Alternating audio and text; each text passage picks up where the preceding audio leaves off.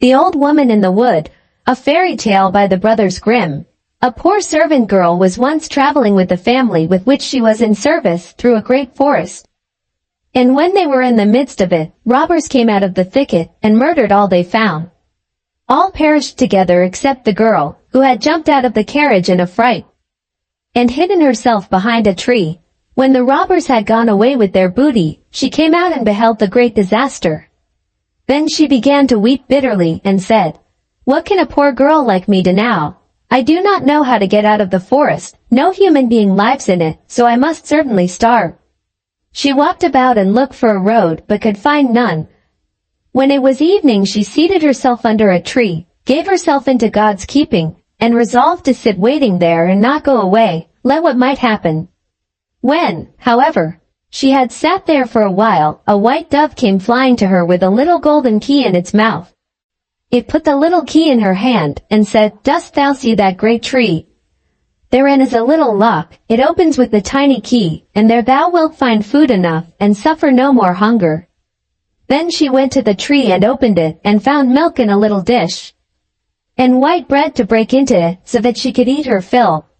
When she was satisfied, she said, "It is now the time when the hens at home go to roost.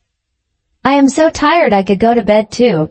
Then the dove flew to her again, and brought another golden key in its bill, and said, "Open that tree there, and thou wilt find a bed." So she opened it, and found a beautiful white bed, and she prayed God to protect her during the night, and lay down and slept. In the morning the dove came for the third time, and again brought a little key, and said, "Open that tree there, and thou wilt find clothes." And when she opened it, she found garments beset with gold and with jewels, more splendid than those of any king's daughter. So she lived there for some time, and the dove came every day and provided her with all she needed, and it was a quiet good life. Once, however, the dove came and said, "Wilt thou do something for my sake?" "With all my heart," said the girl. Then said the little dove, "I will guide thee to a small house. Enter it, and inside it an old woman will be sitting by the fire and will say, 'Good day.' But on thy life give her no answer. Let her do what she will, but pass by her on the right side.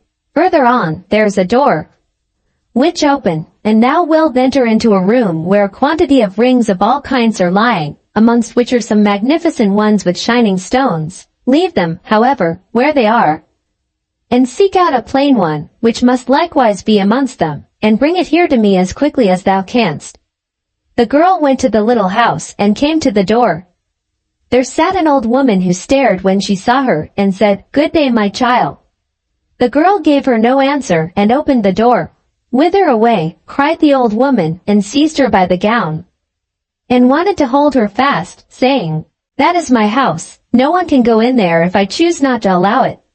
But the girl was silent, got away from her, and went straight into the room. Now there lay on the table an enormous quantity of rings, which gleamed and glittered before her eyes. She turned them over and looked for the plain one, but could not find it. While she was seeking, she saw the old woman and how she was stealing away, and wanting to get off with a bird cage which she had in her hand. So she went after her and took the cage out of her hand. And when she raised it up and looked into it, a bird was inside which had the plain ring in its bill. Then she took the ring and ran quite joyously home with it, and thought the little white dove would come and get the ring, but it did not.